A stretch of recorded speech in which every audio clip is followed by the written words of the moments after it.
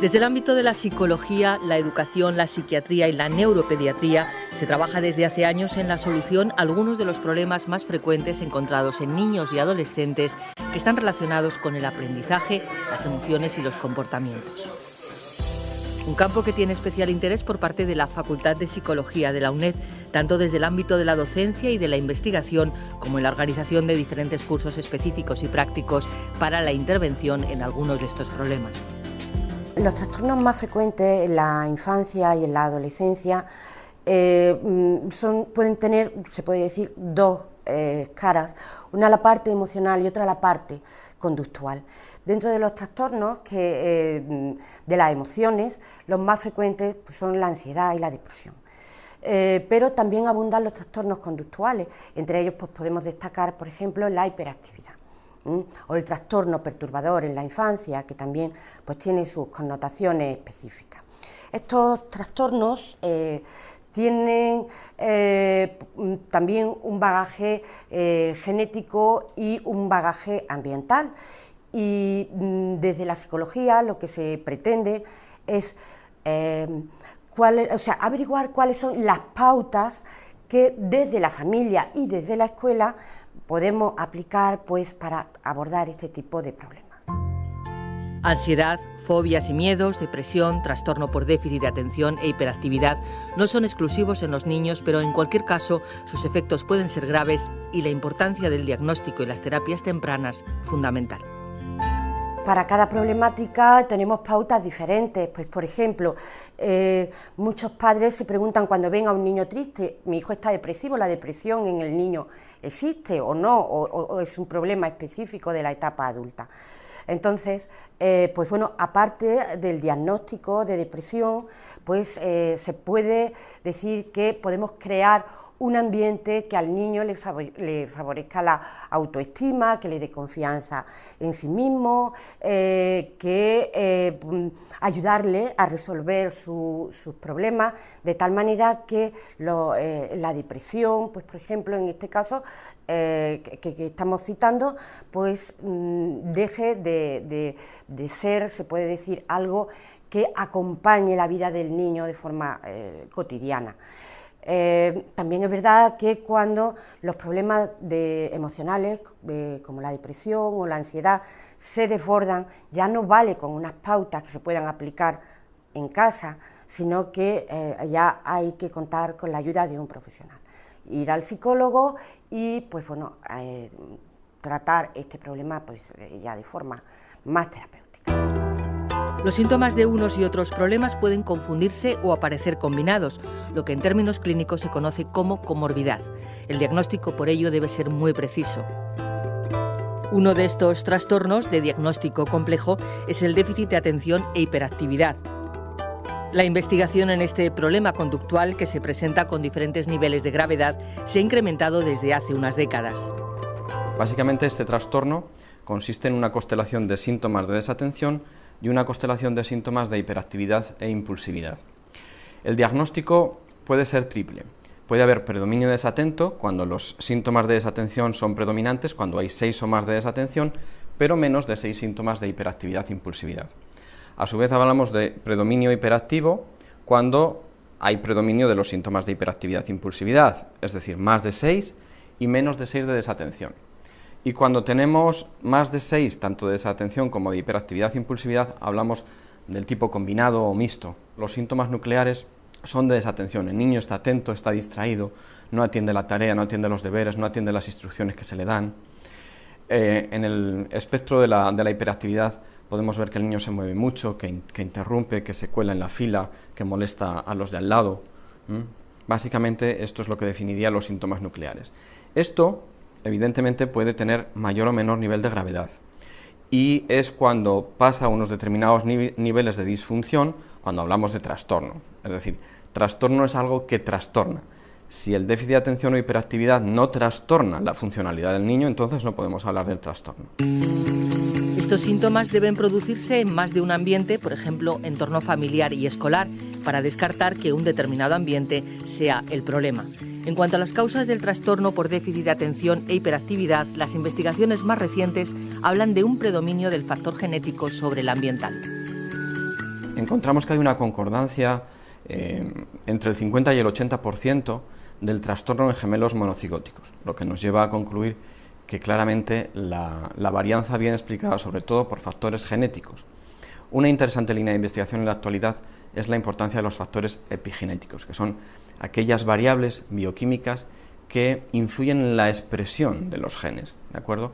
Y que no afectan a las cadenas de ADN en sí mismas. Y posiblemente dentro de esta varianza genética una parte importante se deba a los factores epigenéticos, ¿verdad? Más allá de los factores genéticos y epigenéticos, pues las causas del trastorno serían de carácter ambiental, por ejemplo, perinatales. Las causas perinatales en la actualidad tienen menos importancia o se les está dando menos importancia en función de los resultados de la investigación que hace unos cuantos años.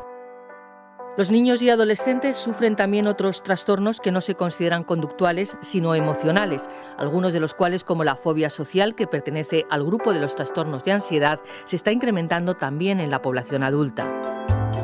Los trastornos incluidos en la familia de la ansiedad, como fobias simples, fobias sociales, ansiedad generalizada, pánico, etc., afectan a más del 30% de la población adulta y al 17% de niños y adolescentes.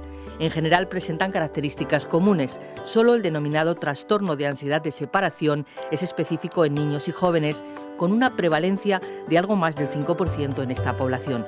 Es uno de los más frecuentes después de la fobia social.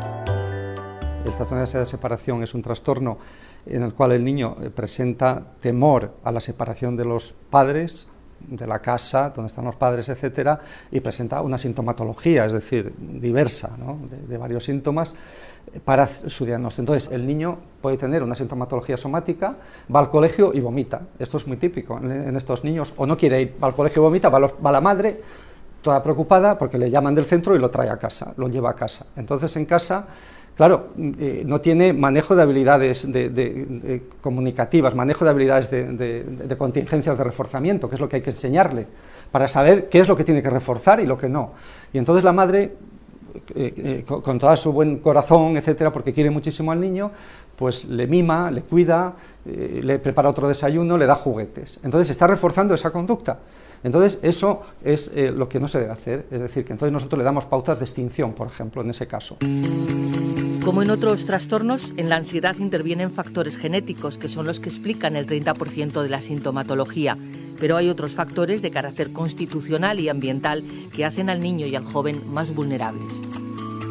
Lo que son los factores constitucionales, yo destacaría como, en primer lugar, uno de los más importantes es lo que se llama la inhibición conductual, son los niños inhibidos. Entonces esto se detecta, es decir, hay un perfil para detectar a estos niños, ¿no?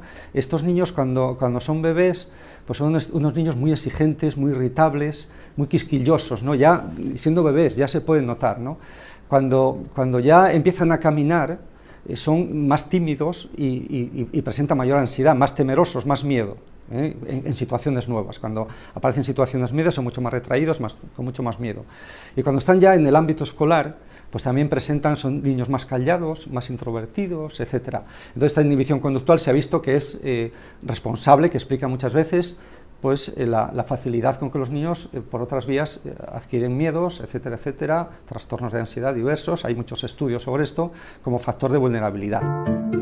En los últimos años se han descubierto otros factores constitucionales que son de carácter más específico, como la variable sensibilidad a la ansiedad, que se ha mostrado predictoria de la evolución del trastorno. Esta es una variable que consiste en el temor que tiene la persona, en este caso el niño, a sus propios síntomas, a los propios síntomas de ansiedad. Por ejemplo, cuando un niño nota que respira mal, que se ahoga, un síntoma de temor, a veces de miedo, o cuando uno siente latir su corazón de forma muy rápida, un niño se puede asustar, lo mismo que un adulto. Entonces, las personas que tienen más temor a esos síntomas son los que tienen más vulnerabilidad, más sensibilidad a la ansiedad. Y esta variable es más específica del trastorno de pánico. También se ha asociado con la ansiedad de separación y con algunos otros trastornos más específicos. Es decir, que así como la inhibición conductual es más global, esta sería bastante más específica, ¿no? Quietecita, lo que mamá diga y lo que mamá quiera comprar solo, ¿eh? El estrés que rodea al niño o al adolescente en su entorno es otro factor ambiental que también les hace más vulnerables. Hay niños que viven en familias donde el contexto familiar es muy estresante, problemas familiares, etcétera, por ejemplo, niños maltratados, estrés crónico o estrés agudo, con acontecimientos vitales fuertes, por ejemplo, por maltrato, etcétera, o por cambios de colegio, cambios en la vida, es decir, lo que llaman estresores de cambio, ¿no?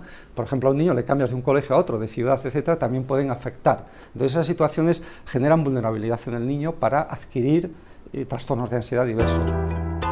El apego o relación afectiva con los padres es otro factor ambiental que puede influir en el desarrollo de la ansiedad. Los padres deben transmitir a sus hijos la seguridad y el afecto que necesitan. Entonces el apego puede ser seguro. Si es seguro, está protegido el niño, es decir, esto está demostradísimo, ¿no?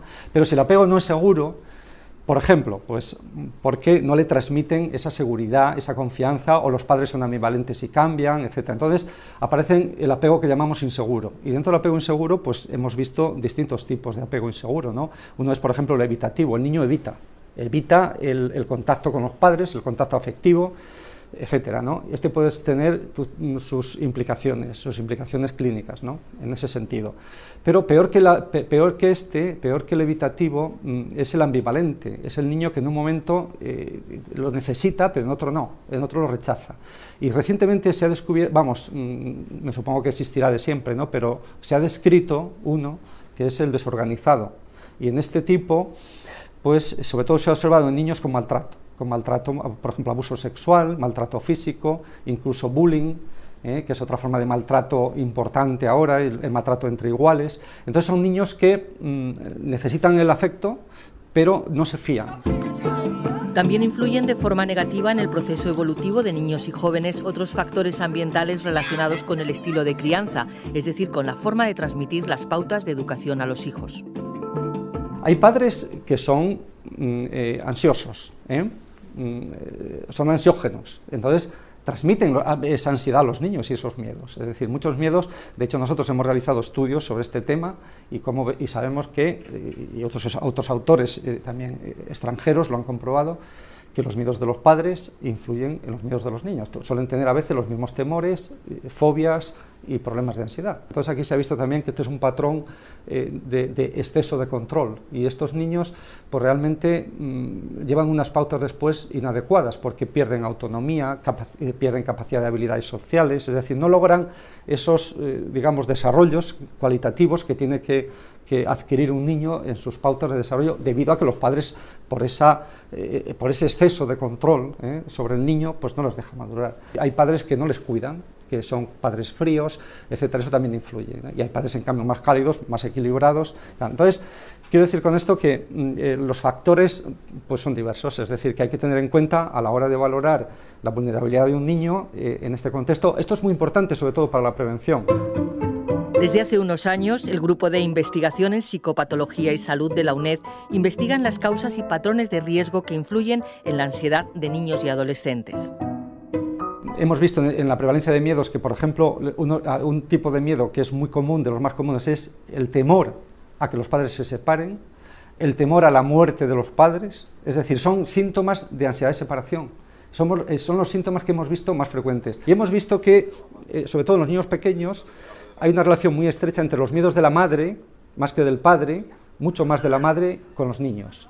A medida que el niño es mayor, hemos visto que la importancia de la madre ya no es tanta, y entonces sigue jugando un papel importante, el padre no tanto en los miedos, y sobre todo ya los amigos y hermanos, amigos cercanos y hermanos. Entonces, bueno, esto creo que es importante también de cara a la prevención de trastornos de ansiedad, en este caso de las fobias, ¿no? De posibles fobias.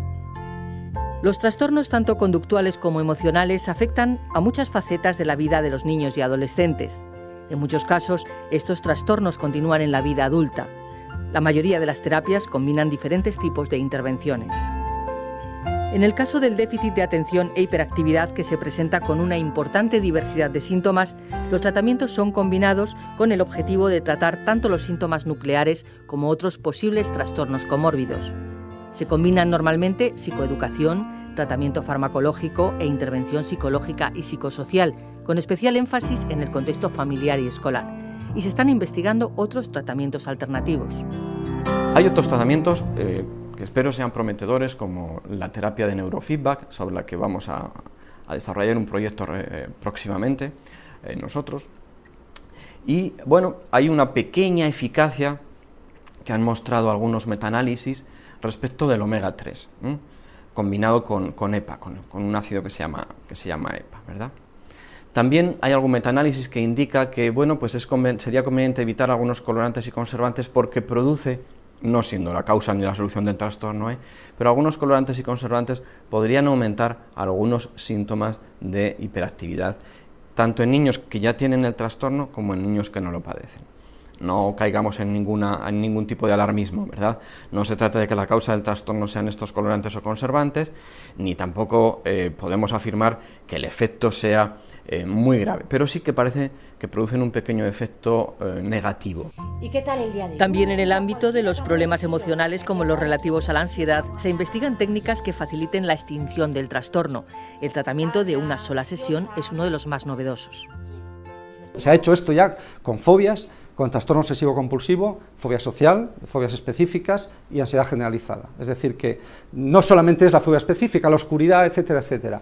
Y entonces es utilizar un antibiótico, se llama C-cicloserina, que se administra antes de la extinción, y entonces eso facilita la extinción, hace que sea más rápida y mejor. Este fármaco es mucho mejor, es menos perjudicial para el niño que cualquier fármaco de los que se dan, que cualquier psicofármaco. En el ámbito de la psicología toma cada vez más fuerza el papel de la familia y de la escuela, que están mostrando ser más eficaces que la psicoterapia individual, no solo en el caso del trastorno por déficit de atención e hiperactividad, también en los trastornos emocionales como la ansiedad. En particular, los que parece que están mostrando más eficacia es la intervención sobre las familias, es decir, la intervención sobre la familia en su conjunto, sobre los padres, así como las intervenciones en contexto escolar. Pensemos que una hora de psicoterapia al niño a la semana, es poco tiempo de intervención. Lo realmente importante es que los padres, que están muchas horas con el niño, estén entrenados en el manejo de contingencias, ¿verdad?, y en el entrenamiento en habilidades sociales para el niño. Del mismo modo, las horas que el niño está en el colegio son muchas más que las que puede estar con un psicólogo, pongamos por caso 1 o 2 por semana. Un moderno formato de intervención son los campamentos de verano, en los que además de clases de repaso y actividades de ocio, existen talleres de habilidades sociales, existen talleres de solución de problemas, y todo ello, ¿verdad?, sumergido en un marco terapéutico en el que los monitores manejan las contingencias adecuadas para entrenar al niño a modificar sus conductas. Es importante trabajar en el refuerzo de factores positivos o protectores, sobre todo de la ansiedad, como la resiliencia, es decir, la capacidad para superar experiencias problemáticas, la autoestima o el apoyo social y, en definitiva, en la inteligencia emocional. En los niños es importante jugar con imaginaciones emotivas.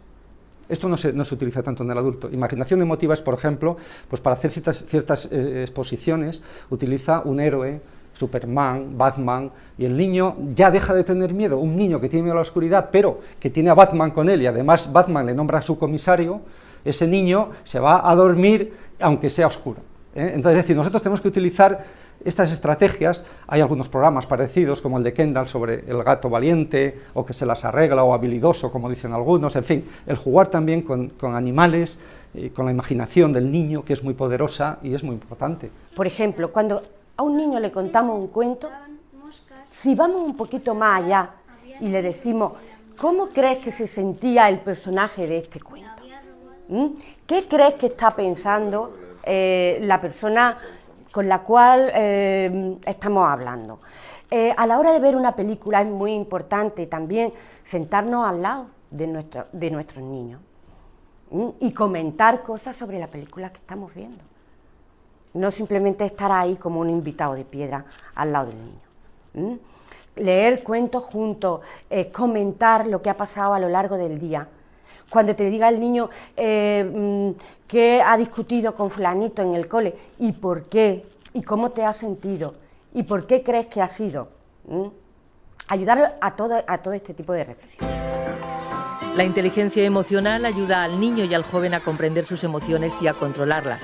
Conocimiento de uno mismo, control de las emociones, de las gratificaciones, comprensión de los otros y hacia los otros son las habilidades, las competencias que se relacionan con el concepto de inteligencia emocional. Va en una especie de escala. Si no nos comprendemos a nosotros mismos, si no comprendemos nuestras emociones, difícilmente podemos comprender las emociones de la persona que tenemos enfrente. Si no sabemos identificar una emoción, difícilmente la podemos controlar.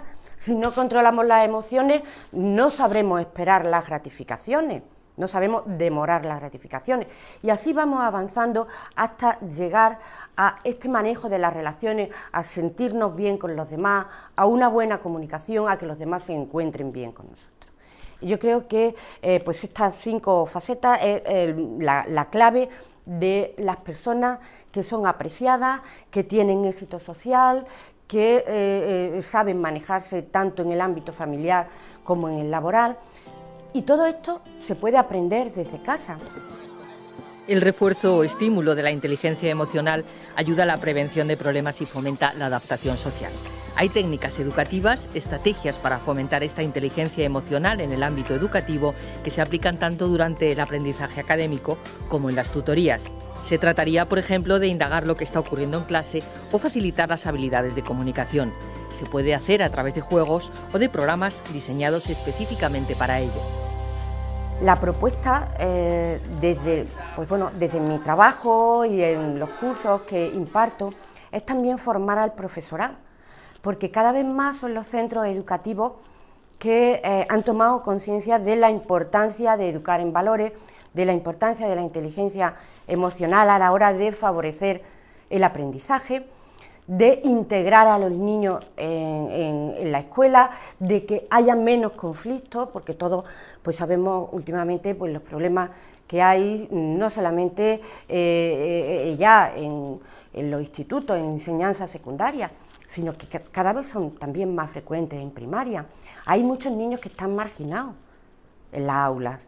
Entonces, el enseñar en valores, el enseñar la comprensión que se pueden tener hacia los demás, pues yo creo que favorece también el aprendizaje académico, crear un clima agradable y no limitarnos a enseñar lo estrictamente académico.